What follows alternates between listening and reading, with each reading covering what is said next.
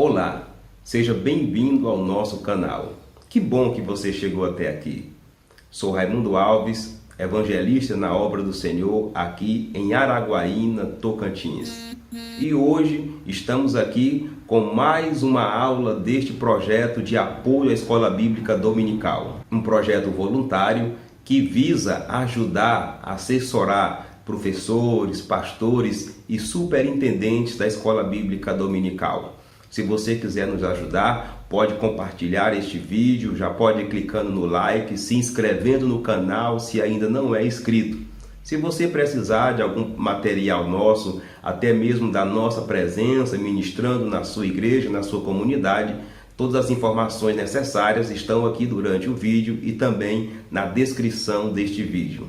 Você já se perguntou se a Bíblia é realmente santa, se ela é realmente sagrada? Uma vez que ela foi escrita por homens? Você já teve alguma dúvida por que as Bíblias são tão diferentes umas das outras? Você já se perguntou por que em várias Bíblias tem textos iguais, mas com palavra diferente? E o que tem a ver vida pentecostal relacionado com a Bíblia? Estas e outras dúvidas serão tiradas durante esta lição de hoje. Então, vamos à nossa aula.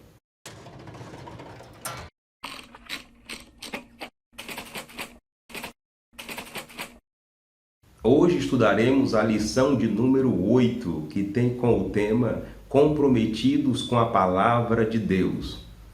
A leitura bíblica do texto de hoje se encontra em dois locais. Se encontra em 2 Timóteo, capítulo 2, e se encontra também em 1 Pedro, no capítulo 1.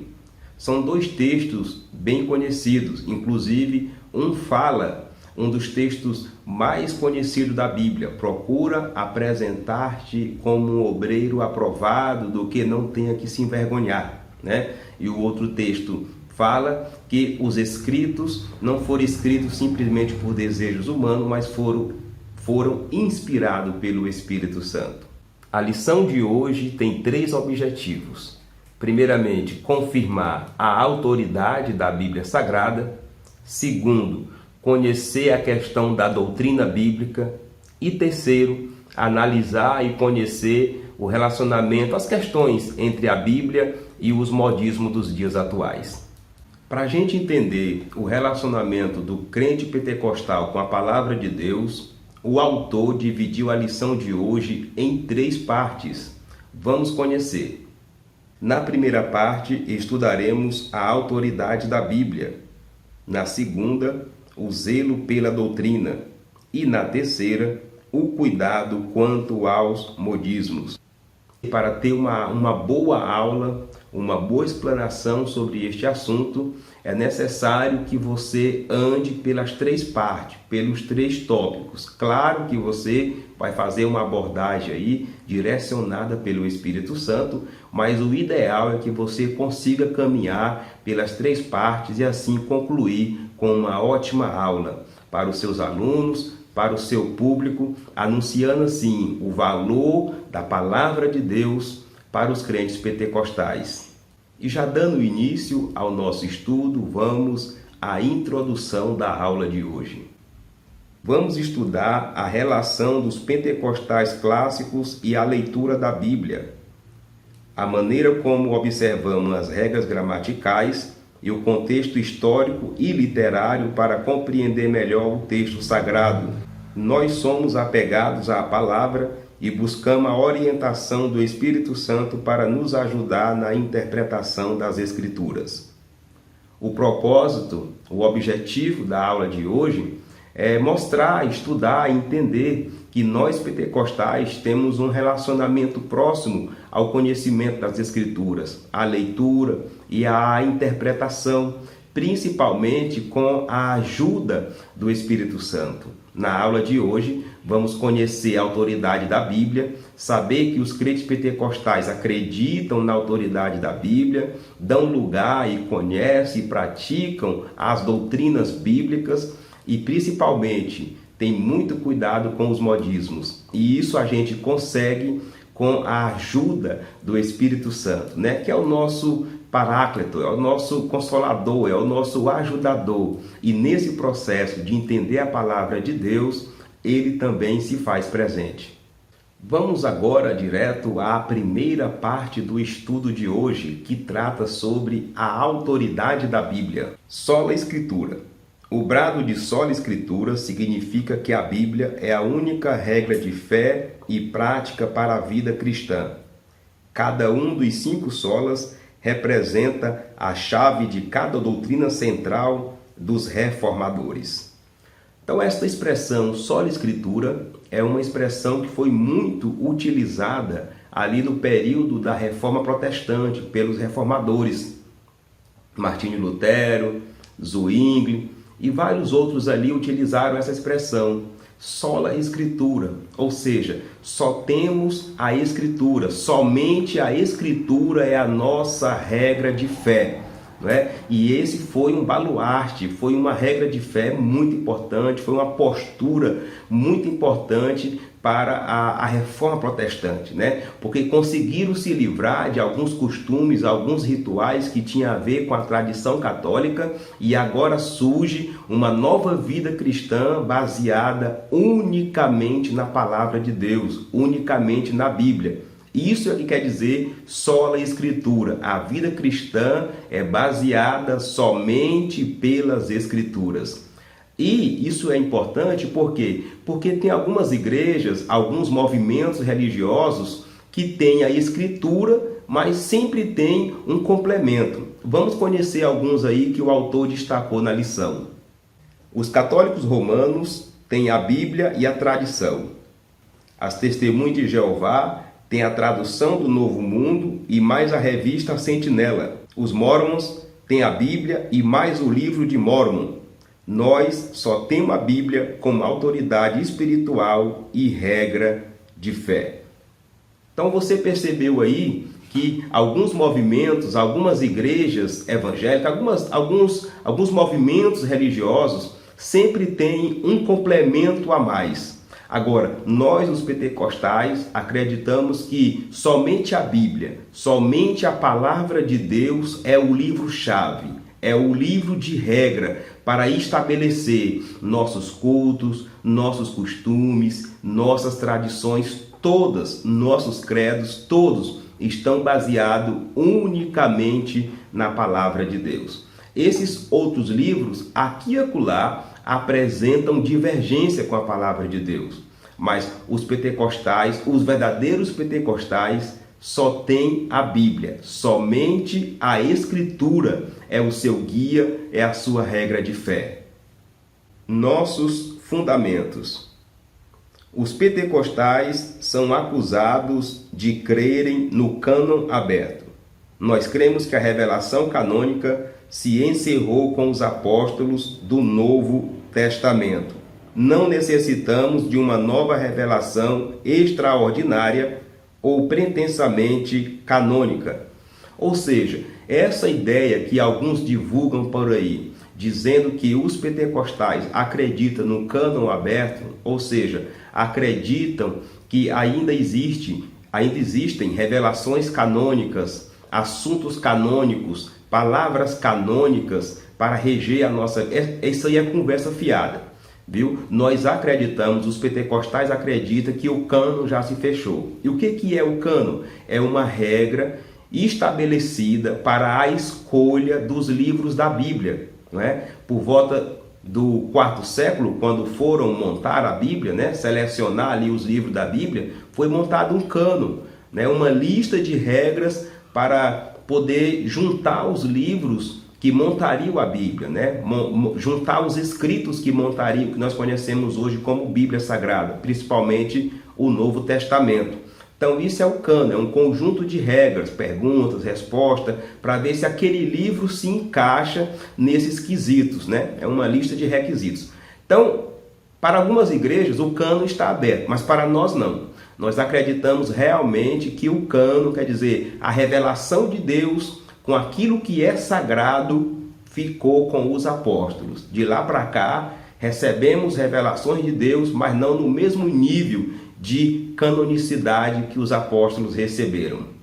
Existem alguns segmentos religiosos que são baseados em revelações que alguém recebeu, e nós temos algumas igrejas, até mesmo no Brasil, que pegam essas revelações, pegam esses contatos pessoais e colocam no mesmo nível das Sagradas Escrituras. Nós, pentecostais, não temos tal pretensão e nem esta atitude, viu? Nós cremos em algumas revelações, acreditamos que Deus se revela através dos dons na igreja, nós vamos ver isso no decorrer da lição, porém, em forma canônica não. Para nós, o cânon já se fechou e acreditamos que somente as Escrituras que foi escrita ali até os apóstolos são realmente a palavra de Deus com autoridade da palavra de Deus. Não somos deístas, nós somos teístas. Isto é, cremos que Deus não está longe de cada um de nós e Ele está interessado no ser humano. Deísmo é um tipo de ideia, é um tipo de crença que acredita que Deus é tão soberano, que Ele está lá no céu e não quer contato com ninguém aqui da terra, né?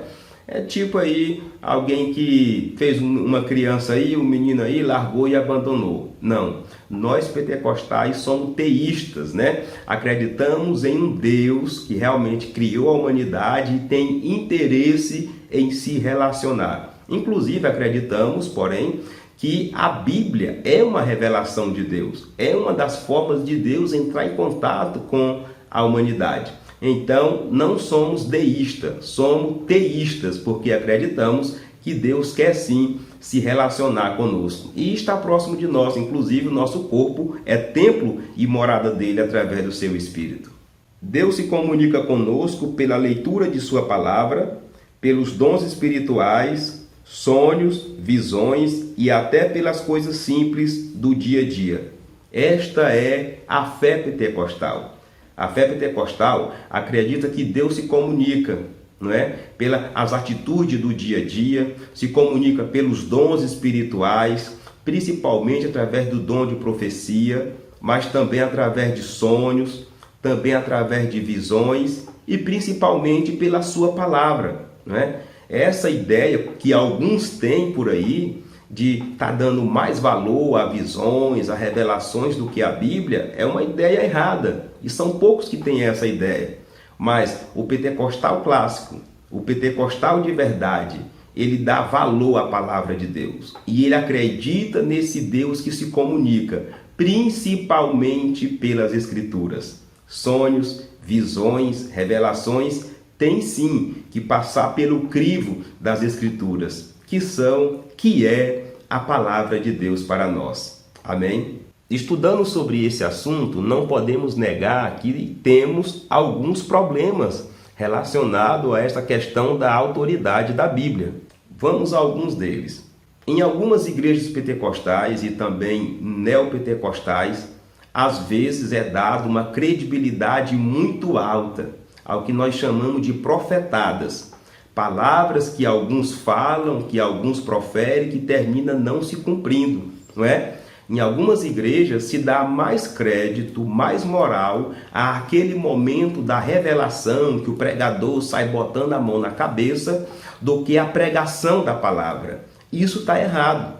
Assim também como alguns crentes, alguns cristãos que existem aí, que às vezes deixam de ir para a igreja, ouvir uma pregação pura, uma pregação bíblica pelo seu pastor ou por algum irmão da sua igreja e vive aí navegando nos cultos das redes sociais. Não é nem culto, né? Nas palavras de bênção, nas palavras de revelações que alguns fazem pelas redes sociais. Isso é um dos problemas que temos e precisamos eliminar ou mesmo que seja melhorar essa questão no nosso meio. Porque Deus se revela. Deus se revela pela palavra, por profecia, por sonhos e por visões. Mas acima disso tudo está a palavra de Deus. Então, se você é viciado nesse negócio de profecia, de revelação, volte para a palavra, tá? Passe a ter na sua vida como primazia, como uma coisa mesmo verdadeira, a autoridade da palavra. Tudo que for falado, louvor, pregação, exortação, profecia, sonhos, visões, tudo, Aprenda a passar pelo crivo da palavra, que com certeza você terá uma vida cristã que realmente agrada a Deus. Vamos então concluir este primeiro tópico. Diga para a sua igreja, para os seus alunos, que nós acreditamos na autoridade da Bíblia, viu? Somos um povo teísta, acreditamos que Deus quer se relacionar conosco e temos a Bíblia como a nossa o nosso único livro de regra de fé para a nossa vida cristã. Vamos aproveitar também e já responder uma das perguntas feitas aí durante a semana. A Bíblia Sagrada é santa? Realmente ela é sagrada? Como comprovar isso? O próprio texto bíblico da leitura bíblica de hoje já mostra que as Escrituras, a palavra de Deus, ela não é de particular interpretação. Não foi gerada pelo homem, mas sim soprada pelo Espírito Santo de Deus. Então, sim, ela é sagrada, ela é santa, capaz de reger a nossa vida de forma que agrade a Deus. A dica pedagógica para este tópico é você comparar a Bíblia como a Constituição Federal de um país, que é a Carta Magna, que é o livro magno das leis daquele país. Assim também como o Código de Trânsito Brasileiro, que é o livro base para quem quer atuar na área do trânsito aqui no Brasil. Porque para as igrejas pentecostais é assim que elas consideram a palavra de Deus. É o livro-chefe, é o livro guia, é o livro superior para que possamos tomar as decisões e melhor fazer a obra de Deus aqui na terra. Vamos conhecer agora a segunda parte do nosso estudo de hoje, o segundo tópico, que fala sobre o zelo pela doutrina. E neste tópico nós já vamos juntar aí os 3 subtópicos para facilitar o entendimento. A palavra doutrina significa ensino e instrução. Estamos nos referindo aos ensinamentos bíblicos. O texto bíblico diz: e perseveravam na doutrina dos apóstolos. Isso significa que os discípulos permaneciam seguindo o ensinamento dos apóstolos. Quando o texto em Atos capítulo 2 diz que perseveravam nos ensinos dos apóstolos, estava dizendo que eles estavam seguindo a doutrina, o ensinamento, a instrução dos apóstolos. E ali foi no dia a dia. Os apóstolos eram os instrutores, os ensinadores da palavra de Deus presente ali no momento das Escrituras e também da própria vida de Jesus que eles haviam convivido com ele durante os 3 anos. Então esses eram os ensinamentos bíblicos, não é? Hoje para nós é um pouco diferente, um pouco assim, porque nós estudamos na Bíblia hoje. Nós encontramos nas Escrituras o que os apóstolos ensinavam aos discípulos.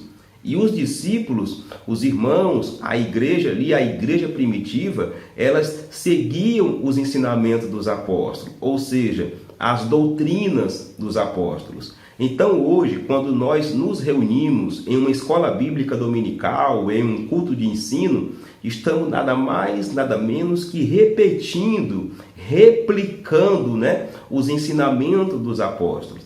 Nós estudamos na Bíblia e levamos para a igreja. Quando você lê a sua Bíblia em casa, principalmente o Novo Testamento e principalmente as cartas paulinas, você está vendo ali o ensinamento dos apóstolos, do apóstolo Paulo, do apóstolo Pedro, do apóstolo Tiago e por aí vai.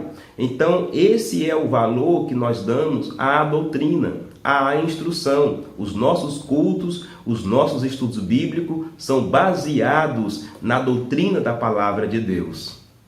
Temos também os credos e as confissões de fé, que são 2 documentos eclesiásticos com o mesmo propósito, ou seja, interpretar a Escritura para sintetizar o ensino da igreja. Quando alguém começa a estudar sobre doutrina, sobre estudo bíblico, sobre crença, vai encontrar 2 palavras interessantes: credo e confissões de fé. É um tipo de documento que as igrejas, as denominações fazem para regulamentar ali a sua crença. O que se espera, e nas igrejas pentecostais são assim, é que esses dois documentos, os credos e as confissões de fé, são simplesmente um resumo do que é tirado da palavra de Deus. Então, o credo de uma igreja, de uma denominação, de uma religião, ou que seja a sua confissão de fé, tem que ser tirado da Bíblia. Visando o quê? Visando o bom andamento da igreja, né? Visando o bom andamento daquela comunidade evangélica. Então, espera-se que todas as suas regras, todas as suas decisões, suas confissões de fé sejam realmente baseadas na palavra de Deus. A nossa confissão de fé expressa o pensamento e a vida da igreja e está submetida às Escrituras e em conformidade com elas. Entretanto, a palavra final é a Bíblia. A declaração de fé expressa a doutrina oficial da igreja e faz parte da apologética cristã, ou seja, da defesa da fé. Então, essa questão do credo e da confissão de fé, geralmente é gerado um documento de uma igreja, de uma denominação, de um segmento religioso, de forma apologética, ou seja, para defender a sua fé. Então, quando uma igreja percebe alguns ensinamentos errados, que é chamado de heresias, né? Surgimento de algumas seitas, que são os grupos religiosos que divulgam essa heresia, geralmente a igreja, um segmento religioso, ela faz ali o seu credo, faz ali a sua confissão de fé. Na Assembleia de Deus, por exemplo, não é diferente. Nós temos a nossa regra, nós temos o nosso credo, nós temos o credo da Assembleia de Deus. E ele é 100% baseado nas Escrituras. Se você é um assembleiano e não conhece, procure conhecer o credo da sua igreja, o credo da Assembleia de Deus. É com ele que nós aprendemos a defender a sua fé, que é o que está relacionado aí com a questão da apologética cristã. Em resumo, a ideia é essa: fazer um documento que seja totalmente ligado à Bíblia. Só que nós temos problemas também nessa área de questão de credo, confissões de fé e estatutos de igreja. Infelizmente, por causa, do pecado aí presente nos seres humanos, aqui e acolá a gente topa uma regra denominacional, a gente topa uma regra de uma certa igreja aí, que quando você vai olhar, não bate com as Escrituras. Às vezes até usam um texto bíblico, porém com uma interpretação errada. E isso dá uma dor de cabeça tremenda, né? Porque os crentes começam a estudar a Bíblia, começam a fazer teologia, começam a estudar aí principalmente sobre os originais da Bíblia e vai descobrir que aquele costume, aquela tradição é nada mais e nada menos que uma tradição humana, uma decisão humana, muitas vezes para agradar A ou agradar B, não é? Ou às vezes baseado também numa interpretação errada. Irmão, aí é dor de cabeça na certa, aí é prejuízo na certa. Então, se você é um pastor, se você é um líder de igreja, quer montar o seu credo, a sua confissão de fé, faça isso baseado na palavra de Deus. Quer organizar o estatuto da sua igreja? Beleza, organize, mas faça um estudo aprofundado, né? Faça um estudo bem feito, para que depois não venha dar aí um confronto, né? O estatuto da sua igreja confrontando a Bíblia, porque a palavra de Deus, né, é a base da nossa fé, é a base da nossa doutrina. E se temos que ensinar algo, se temos que fazer algo, tem que ser na palavra de Deus e tem que ser com uma interpretação correta, né? Para não forçar e não sobrar aí variantes, para que alguém ache uma desculpa para estar desobedecendo. Tudo bem? Vamos então concluir este segundo tópico. Diga para os irmãos que estão lhe ouvindo, para a sua classe, não é, que a Bíblia Sagrada é a carta magna. É o nosso livro magno. As nossas regras de fé, os nossos credos, as nossas confissões de fé que existem em nossas igrejas, inclusive na Assembleia de Deus, todas são baseadas na Bíblia, tá? Não é de particular interpretação. É baseado na Bíblia, visando a organização e o crescimento da igreja. Como dica pedagógica, você pode citar aí como exemplo as leis estaduais, leis municipais ou até mesmo regras de uma empresa que não pode ir de encontro à Constituição Federal do nosso país. Assim são os credos, as confissões de fé das igrejas, as doutrinas das igrejas. Elas não podem ir de encontro, de confronto com a palavra de Deus. Pelo contrário, tudo que uma igreja for fazer tem que ser realmente baseado na Bíblia Sagrada. Vamos conhecer agora a terceira parte do nosso estudo, que tem como título Cuidado com os modismos. Modismos são os ventos de doutrina que vêm e se vão. Tem caráter efêmero, passageiro, são inúteis e inaproveitáveis, que para nada aproveitam.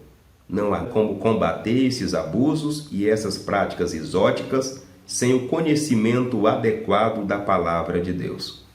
Veja só, o que é o modismo? O modismo é a coisa da moda, está relacionado com a moda.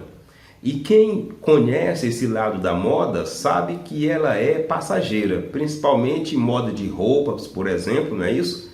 Na área de calçado, você vê que tem uma roupa, que está na moda, um modelo que está na moda e logo essa moda passa e a pessoa tem que gastar dinheiro com outra coisa.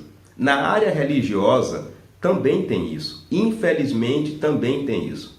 Aqui e acolá surgem algumas modas e o meio pentecostal tem um chama para isso. No meio pentecostal, hora por outra, estão inventando um negócio. É uma moda aqui, é uma moda acolá, é um jargão aqui, outro jargão acolá. E quando você vai ver, esse negócio não vinga. Não vinga, porém traz um estrago. Traz um estrago para a vida religiosa, traz um estrago para a vida cristã, não é isso? Quer uma dica? A questão de pessoas que são usadas no dom de profecia. Esse dom, ele é para ser usado na igreja, no momento do culto, não é isso? Mas tem um pessoal que pega por moda, está visitando pessoas que têm esse dom. E aí a casa dele vira uma casa de profeta, não é? Quer ver outra moda? Alguns que estão aí nas redes sociais ministrando bênção, dizendo que o Senhor mandou falar e na verdade não falou. E aí tem algumas pessoas parando de ir para a igreja, parando de congregar, vivendo essa moda aí. Essa moda de ficar só nas redes sociais, ouvindo palavras de bênção. Olha, as redes sociais são ótimas ferramentas na pregação do Evangelho, viu? Eu sou um dos que defendem o uso das redes sociais. Porém, existem aí alguns modismos, algumas modalidades que realmente fogem da palavra de Deus. E é isso que o estudo bíblico está nos direcionando, nos alertando. Tá bom? A palavra de Deus, ela não precisa de moda e ela não está fora de moda, tá? A palavra de Deus é igual o Deus dela. Era e sempre será eficaz para a vida do homem conhecer o projeto de Deus, se reaproximar ao seu Deus. Procura apresentar-te a Deus aprovado. Significa estar disponível, testado e aprovado por Deus e reconhecido pela igreja. Essa expressão aqui merece uma vírgulazinha, tá? Dependendo da igreja, da situação em que a igreja se encontra, ela não consegue diferenciar, ela não consegue reconhecer se aquele obreiro aquela pessoa está ou não preparada. Quer uma das provas disso? Esses pregadores que vêm de fora, pregam várias heresias e o povo ainda levanta a mão dizendo amém, ainda levanta a mão dando glória a Deus, quando na verdade mais da metade do que ele está falando ali não tem base bíblica, tá? Mas está preparado, está principalmente apto a trabalhar, a atuar com a palavra de Deus. É ter um entendimento puro, realmente uma interpretação bíblica pura, guiada pelo Espírito Santo. Estar preparado é conhecer o livro, não é? Conhecer o livro guia do crente pentecostal, que é a palavra de Deus. Então, não me venha com essa de dizer que você está preparado para pregar a palavra de Deus, para fazer a obra de Deus, para fazer a obra missionária, você dizer que está preparado e você nunca leu a Bíblia toda nenhuma vez. Nunca leu sequer nem o Novo Testamento. Aí tu vem me dizer que tu está preparado? Tu não está preparado não, rapaz. Porque o preparo do crente, o preparo do cristão, o crescimento do cristão é na graça e no conhecimento. Então, quando um cristão despreza o conhecimento das Escrituras, ele está crescendo aleijado, não está pronto, tá? Não está preparado. Às vezes tem graça, às vezes tem unção, autoridade de Deus, tem até dons do Espírito Santo, mas se não tiver conhecimento, não vai saber usar. Essa qualificação vem do Espírito de Deus pela palavra. É um preparo contra heresias e aberrações doutrinárias ensinadas pelos falsos profetas ou pelos falsos mestres. Esse preparo, ele é dado, ele é concedido pelo Espírito Santo de Deus, certo? Só que pela palavra, não é? O próprio Cristo falou, ele vos fará lembrar de tudo que eu ensinei, que eu tinha ensinado, não é? Então, isso nos leva a entender que o Espírito Santo usa a nossa mente para lembrar aquilo que nós ouvimos, aquilo que nós já pregamos, aquilo que nós lemos. Então, se não estudar, se não termos afinidade com a palavra de Deus, não é? É meio difícil para poder estar preparado. E aí surgem as heresias, as seitas divulgando essas heresias aí, e tem muita gente que vai atrás, vai acompanhando. Por quê? Porque não conhece as Escrituras. Tem o Espírito Santo dentro de si, às vezes são até batizados no Espírito Santo e são levados aí por ventos de doutrinas falsas, doutrinas feitas, produzidas pelos falsos mestres. Mas não é isso que Deus quer. O que a palavra de Deus quer é que eu e você estejamos preparados. E esse preparo é feito pelo Espírito Santo através da palavra de Deus. Então, se você não se sente preparado para pregar a palavra, para evangelizar, para conversar com alguém sobre a sua fé, caia na Bíblia, estude a Bíblia, medite na palavra de Deus, tá bom? E, se possível, faça um curso teológico bíblico realmente, que com certeza o Espírito Santo vai lhe usar e você vai estar preparado para produzir no reino de Deus.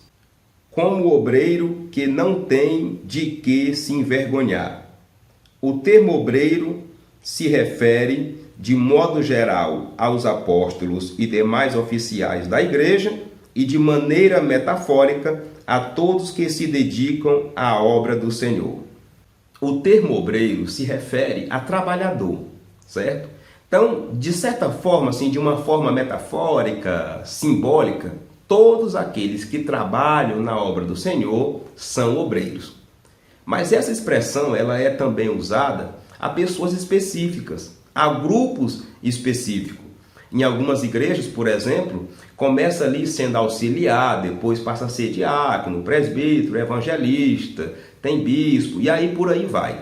O certo é que a palavra de Deus espera que esse obreiro não tenha do que se envergonhar. Ou seja, realmente trabalhe preparado. Não é? Exerça um trabalho preparado para o que foi chamado, principalmente aqueles que querem pregar o Evangelho, né? Aqueles que querem ensinar as Escrituras na igreja para outras pessoas. Se faz necessário que o obreiro não tenha do que se envergonhar. E é interessante observar que neste texto bíblico, nesta passagem bíblica, o foco aqui é realmente o estudo das Escrituras. Viu? Nós sabemos que para um obreiro, para um trabalhador da obra do Senhor não se envergonhar, tem várias variantes, várias características que podem contribuir com isso, mas não é isso que o texto está querendo dizer. Aqui é diretamente ao estudo das Escrituras, viu? Para que você não tenha do que se envergonhar com a sua postura, com a sua função de obreiro, principalmente no uso das Escrituras, que é o que está aqui, adiante aqui neste texto bíblico. Vamos ver. Que maneje bem a palavra da verdade. Manejar bem a palavra da verdade é o uso correto da palavra de Deus, com base numa interpretação e aplicação para a edificação espiritual da igreja. Meus irmãos, é muito importante essa abordagem aqui do autor, mas é importantíssima demais. Manejar bem a palavra da verdade é usar a Bíblia, é saber usar a Bíblia, conhecer a origem da Bíblia, como que ela foi montada, como que ela foi organizada, como que ela está dividida. Infelizmente, hoje a gente topa obreiros e até pastores que nunca leram a Bíblia toda. Gente, isso é inadmissível. É a mesma coisa que um advogado querer advogar sem conhecer a Constituição brasileira, sem conhecer o Código Penal.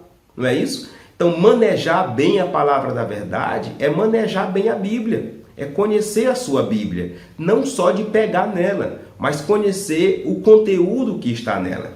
E aqui o autor aborda uma outra coisa bem interessante. É para conhecer a Bíblia, é para usar a Bíblia, porém, com a ajuda do Espírito Santo, conseguir uma interpretação e uma aplicação que seja correta, que faça bem para a igreja. Quantas besteiras nós não já vimos, até mesmo no meio pentecostal, produzida, entendida, gerada por uma interpretação errada da Bíblia. Quantas pessoas não já foram até maltratadas na igreja, porque alguém leu um texto bíblico, interpretou de uma forma errada e causou aí um prejuízo imenso à obra do Senhor. Então, o que se espera dos crentes, dos cristãos, principalmente dos pentecostais, é que saiba manejar a palavra de Deus. Ou seja, conheça ela de capa a capa. Conheça o seu conteúdo, a mensagem da Bíblia, o que está escrito ali, não é? De preferência, aprenda a diferenciar os blocos de ensino da Bíblia, para que você possa entender o que é uma mensagem metafórica, o que é uma comparação, o que é real, não é? O que é um livro histórico, o que é um livro poético, quem está falando ali naquele momento, para quem está falando. Gente, isso é importantíssimo para uma interpretação pura, para uma aplicação bíblica, não é?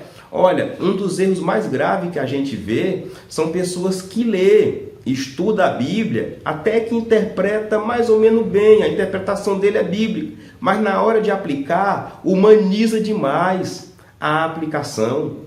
Traz muito para a parte humana, mistura aí doutrina com usos e costumes e às vezes o resultado da pregação, da mensagem que ele pregou não é o esperado.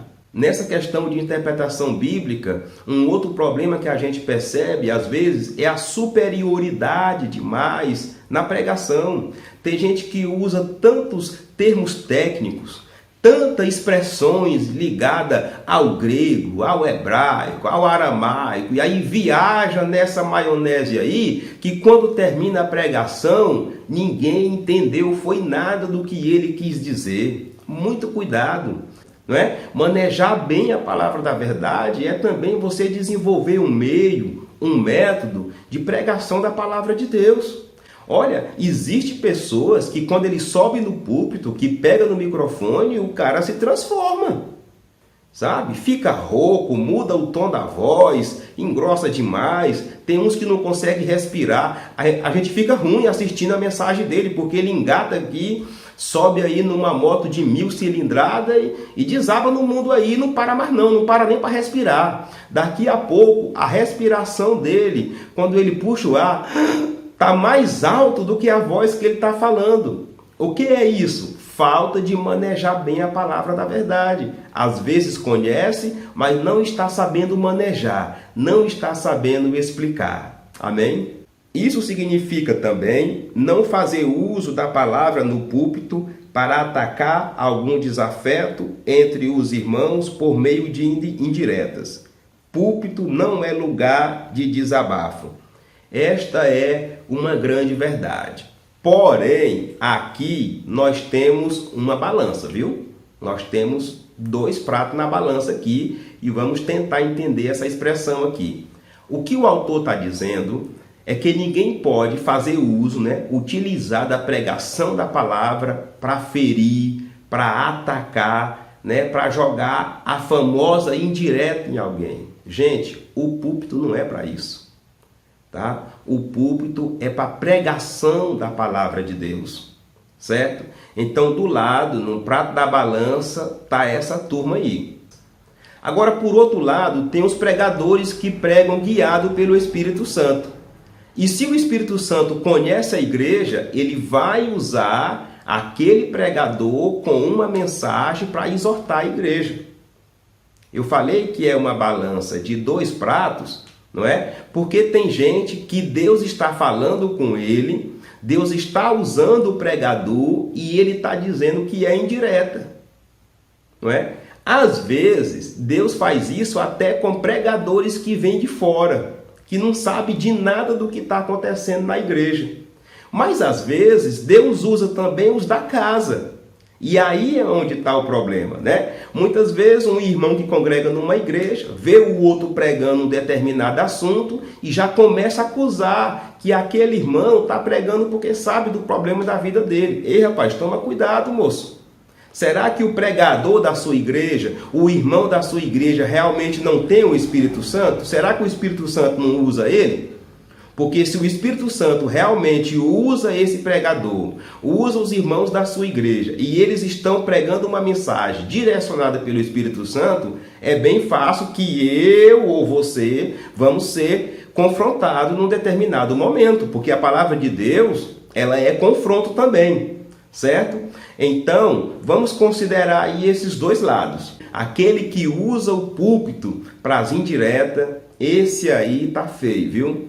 Esse aí não está aprovado por Deus. Não é um pregador aprovado por Deus. Não é um obreiro, um trabalhador aprovado por Deus. E olhe lá se alcançar a salvação, viu? Porque a palavra de Deus diz que aquele que ama a Deus, diz que ama a Deus e aborrece o seu irmão, tá rodado, viu? Não vai dar o reino do céu, não.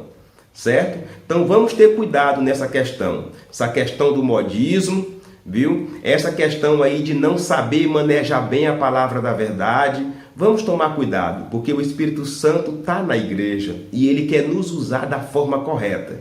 Amém? Vamos então concluir este 3º tópico. Diga para os seus alunos, diga para os irmãos aí da sua igreja, que o nosso cuidado, o nosso zelo pela doutrina, viu? Ele envolve aí o combate ao modismo, tá? Não devemos cair em modismo, e isso vem pelo conhecimento da palavra de Deus, mas também no combate a heresias, viu? As heresias, as seitas, o nosso conhecimento bíblico é para isso, tá? Para que a gente possa pregar uma palavra pura, uma palavra santa, que sirva de edificação para a igreja. Vamos responder agora mais uma pergunta feita aí durante a semana. Por que a Bíblia evangélica é diferente da Bíblia católica? Bom, essa diferença se dá principalmente porque a Bíblia católica tem uns livros a mais, né? 7 livros a mais do que a Bíblia evangélica. E isso se deu ali no Concílio de Trento, que foi um concílio que aconteceu como resposta à Reforma Protestante.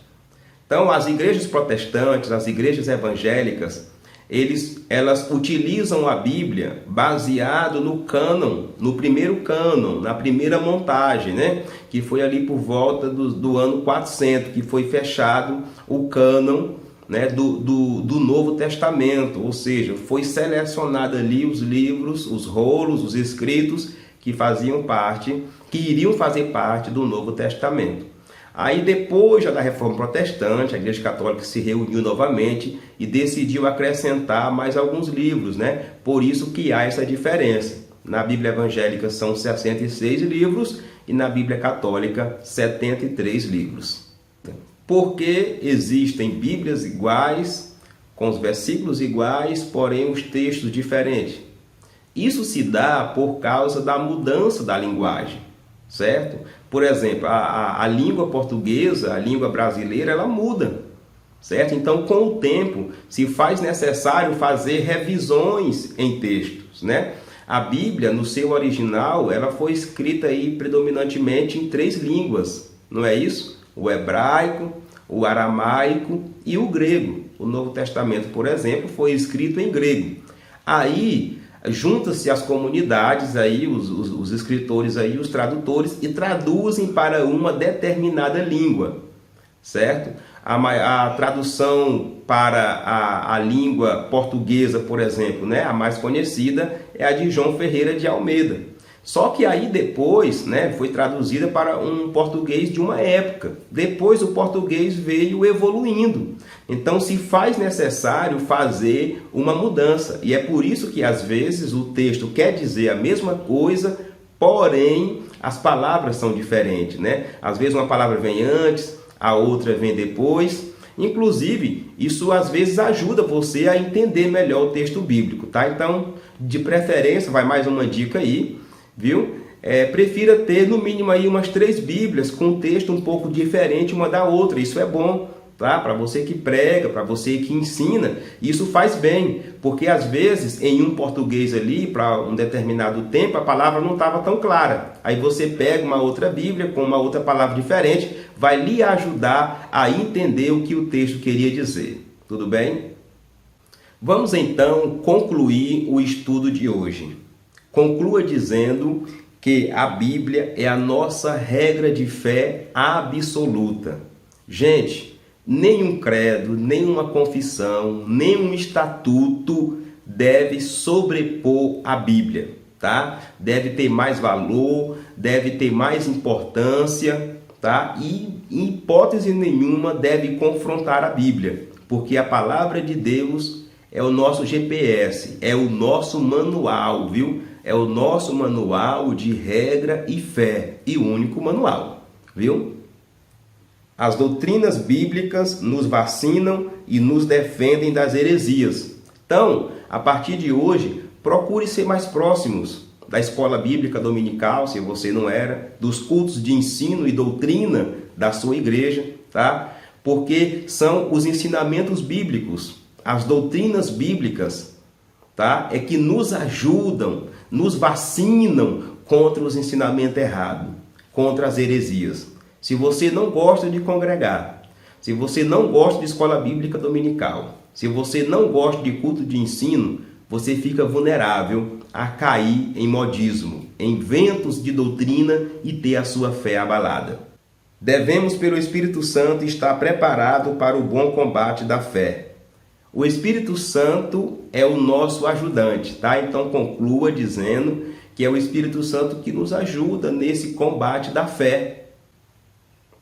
O crente pentecostal verdadeiro gosta da Bíblia e tem como livro oficial da sua vida, tá? O verdadeiro crente pentecostal, ele gosta da Bíblia, viu? O crente pentecostal, ele acredita que toda revelação, todo episódio, todo uso do dom do Espírito Santo, ele passa pela palavra de Deus, tá? Então conclua dizendo que as manifestações, as bênçãos, os sonhos, as visões passam pelo crivo da palavra de Deus. Amém? Bom, e chegamos mais ao fim de um estudo da palavra de Deus. Muito obrigado por você ter ficado aqui até agora, tá? Muito obrigado mais uma vez pela sua audiência. Ore por mim para que eu possa continuar sendo bênção. Se inscreva no canal se você ainda não se inscreveu. Dê o seu like, viu? Se você ainda não deu, compartilha, por favor. Compartilha com seus amigos, com seus familiares, com a sua igreja, tá bom? Esse aqui é um projeto de graça, tá? É um projeto voluntário para ajudar as escolas bíblicas dominicais, professores, superintendentes, pastores, obreiros que estão aí na lida do Senhor. Tudo bem?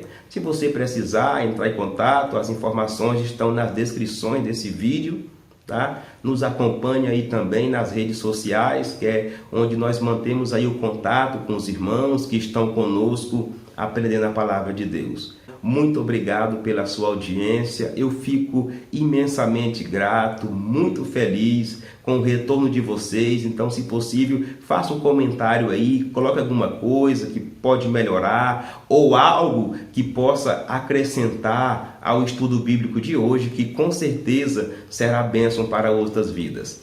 Muito obrigado e que Deus te abençoe.